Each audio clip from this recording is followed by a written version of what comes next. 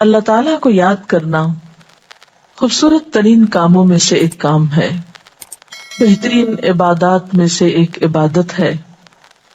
قرآن پاک میں اللہ تعالیٰ اس کے بارے میں فرماتے ہیں وَلَذِكْرُ اللَّهِ أَكْبَرُ، اور اللہ کا ذکر بہت بڑا کام ہے، بہت اچھا کام ہے۔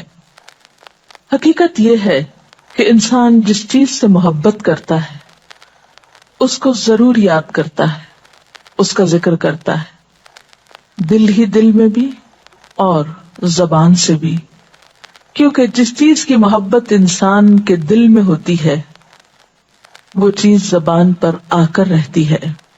یہ ہو نہیں سکتا کہ ہم اللہ تعالیٰ سے محبت کرتے ہوں، دل میں اس کو یاد کرتے ہوں، پھر زبان سے اس کا ذکر کرنا بھول جائیں۔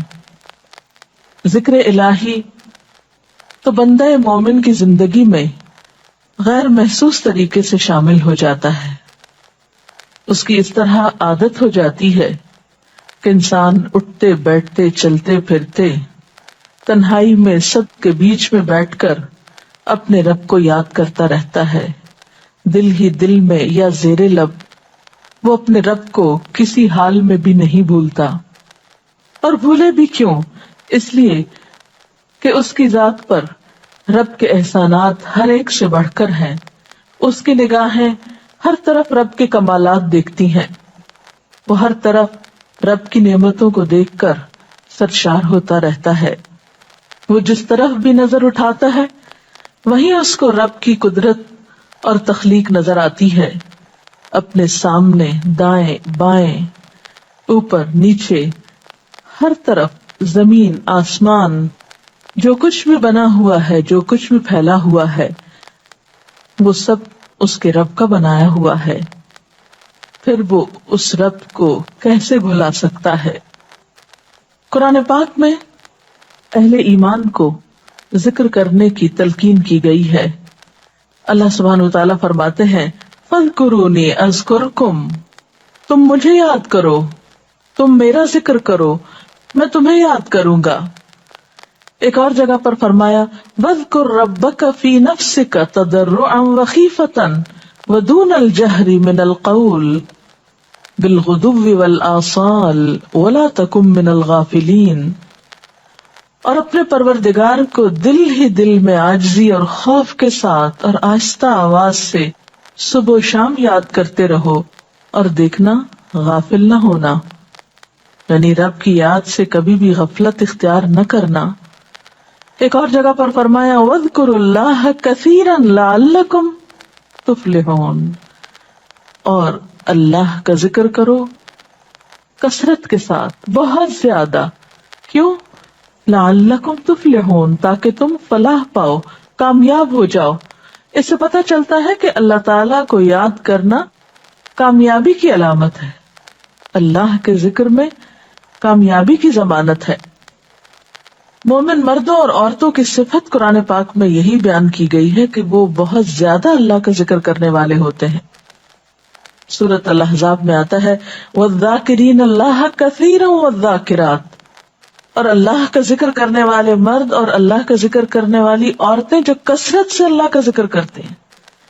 کثیرن اعد اللہ لہم مغفرۃ واجرا عظیما، اللہ نے ان کے لیے بخشش اور بہت بڑے اجر کا وعدہ کر رکھا ہے۔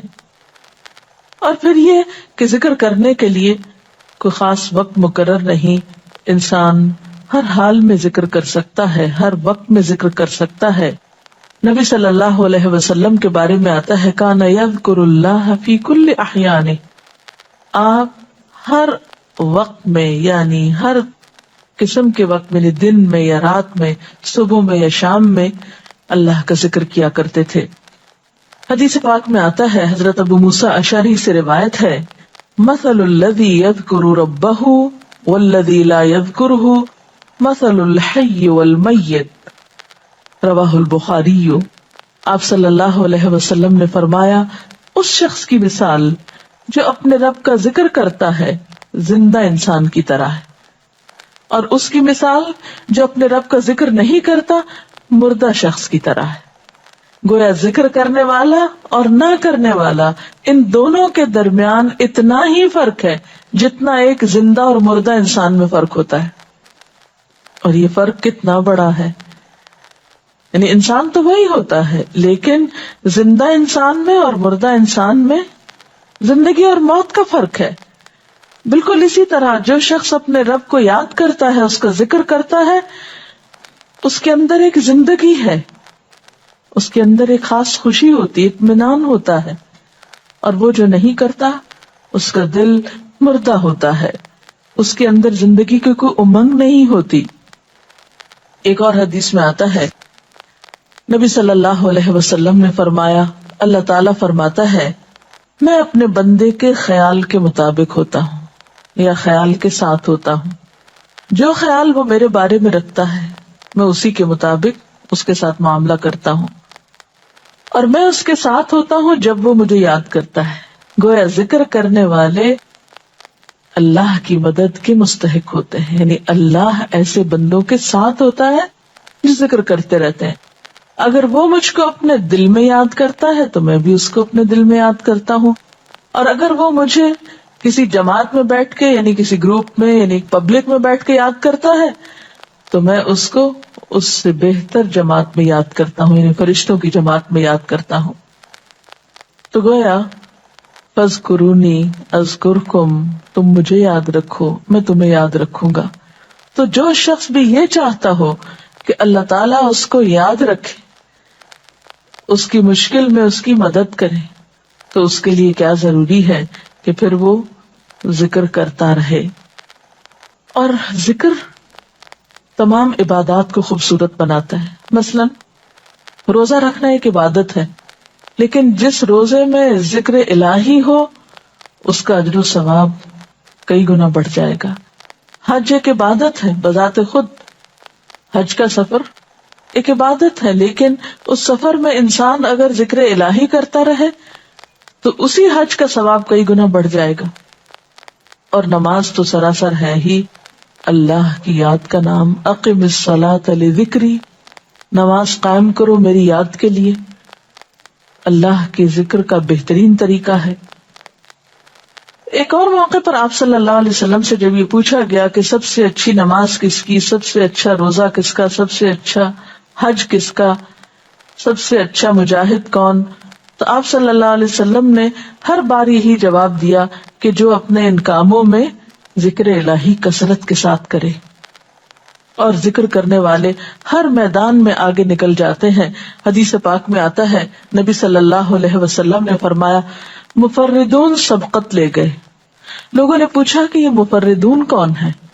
فرمایا وہ مرد جو کثرت کے ساتھ اللہ کا ذکر کرتے ہیں اور وہ عورتیں جو کثرت کے ساتھ اللہ کو یاد کرتی ہیں. اور یہاں آپ نوٹ کر رہے ہیں خاص طور پر مردوں کے ساتھ ساتھ عورتوں کا ذکر بھی ملتا ہے. حضرت عبداللہ بن بصر فرماتے ہیں کہ ایک شخص نے عرض کیا، یا رسول اللہ صلی اللہ علیہ وسلم، بے شک اسلام کے احکام مجھ پر بہت ہیں، یعنی ذمہ داریاں بہت ہیں، کرنے کے کام بہت ہیں. آپ مجھے کوئی ایسی بات بتائیں جسے میں اپنے لیے لازم کر لوں، یعنی میرے لیے آسان ہو اور میں پابندی سے کر سکوں. تو آپ صلی اللہ علیہ وسلم نے فرمایا، لا یزال لسانک رطبا من ذکر اللہ، کہ ایک چیز پابندی سے پکڑ لو، اور وہ کیا کہ تیری زبان ہمیشہ اللہ کے ذکر سے تر رہے، ہر دم اللہ کو یاد کرتے رہو. اور یہ حقیقت ہے کہ انسان کوئی بھی کام کر رہا ہو، مثلا خواتین کھانا پکا رہی ہیں، گھر صاف کر رہی ہیں، واک کر رہی ہیں، کوئی بھی کام کر رہی ہیں اس طرح کا، تو اس میں ساتھ ساتھ اللہ کی یاد کرتی رہیں. سبحان اللہ، الحمدللہ، اللہ اکبر، استغفر اللہ، لا الہ الا اللہ، ان اذکار کا ورد کرتے رہیں، تو اس میں کام بھی ہوتا رہے گا اور اس کے ساتھ ساتھ اللہ کی یاد بھی ہوتی رہے گی. خصوصی طور پر دو کلمات ایسے ہیں جن کے بارے میں بہترین اجر کی خوشخبری سنائی گئی. آپ صلی اللہ علیہ وسلم نے فرمایا، کلمتان، دو کلمات ایسے ہیں، خفیفتان علی اللسان، جو زبان پہ بہت ہلکے ہیں، یعنی پڑھنے میں کچھ مشکل نہیں، ثقیلتان فی المیزان، میزان میں بہت بھاری ہیں، حبیبتان الی الرحمن، رحمان کو بہت محبوب ہیں، اور وہ کیا ہیں؟ سبحان اللہ و بحمدہ، سبحان اللہ العظیم۔ چلتے پھرتے، اٹھتے بیٹھتے، کام کاج کرتے، تسبیح پڑھتے رہنا، ذکر کرتے رہنا، انسان کے دل کو جہاں اطمینان بخشتا ہے وہاں اس کے کام کو آسان بھی کر دیتا ہے، اور اللہ کی مدد بھی ساتھ ہوتی ہے۔ اور قرآن پاک میں ایسے لوگوں کے لیے خوشخبری ہے، الا بذکر اللہ تطمئن القلوب، سنو اللہ کے ذکر سے دلوں کو اطمینان ہوتا ہے۔ اور ویسے بھی میزان میں بہت بھاری نیکی ہے۔ ایک حدیث میں آتا ہے کہ رسول اللہ صلی اللہ علیہ وسلم نے لوگوں سے پوچھا، کیا میں تمہیں نہ بتاؤں کہ تمہارے اعمال میں سب سے اچھا عمل، سب سے پاکیزہ اور تمہارے درجات کو سب سے زیادہ بڑھانے والا، اور جو تمہارے لیے سونے چاندی کے خرچ کرنے سے زیادہ بہتر ہو، اور اس سے بھی بہتر ہو کہ تم اپنے دشمنوں سے ملو، ان کی گردنیں تم مارو اور وہ تمہاری گردنیں مارے، تو کیا ایسا عمل نہ تمہیں بتاؤں؟ صحابہ نے عرض کیا، ضرور یا رسول اللہ صلی اللہ علیہ وسلم، ہمیں ایسا عمل بتائیے۔ تو آپ نے فرمایا وہ اللہ کا ذکر ہے، یعنی تمام اعمال میں وہ سبقت لے جاتا ہے۔ اسی طرح ایک اور حدیث میں ہے، رسول اللہ صلی اللہ علیہ وسلم نے فرمایا کہ جب بھی کچھ لوگ بیٹھتے ہیں اور وہ اللہ کا ذکر کرتے ہیں، کسی مجلس میں اکٹھے ہو کر بیٹھتے ہیں، تو اللہ کی رحمت ان کو ڈھانپ لیتی، ان پر سکینت نازل ہوتی ہے، اللہ تعالیٰ ان کا اپنے ہاں ذکر کرتے ہیں۔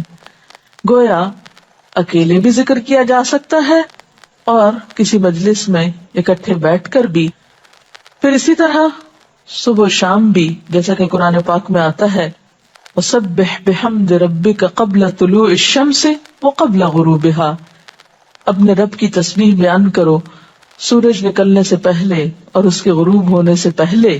ایک اور جگہ پر آتا ہے وَسَبِّحْ بِحَمْدِ رَبِّكَ بِالْعَشِيِّ وَالْإِبْكَارِ، اپنے رب کی حمد و ثنا بیان کرو عشی کے وقت یعنی عصر کے وقت، والابکار